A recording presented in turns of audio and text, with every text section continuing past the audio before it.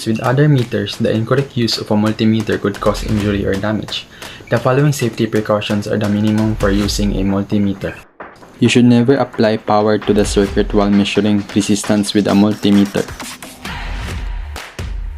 Connect the multimeter in series with the circuit for current measurements,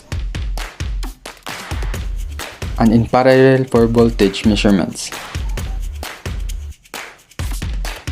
Be certain the multimeter is switched to AC before attempting to measure AC circuits. Observe proper DC polarity when measuring DC.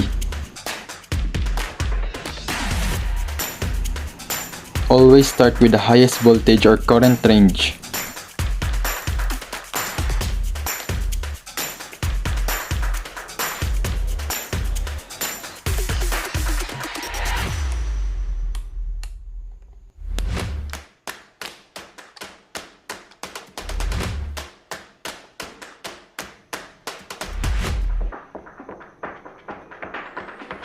Adjust the 0 ohms reading after changing resistance ranges and before making a resistance measurement.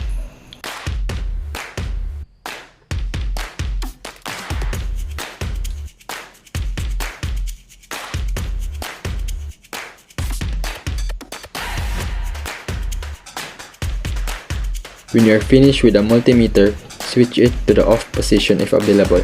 If there is no off position, switch the multimeter to the highest AC voltage position.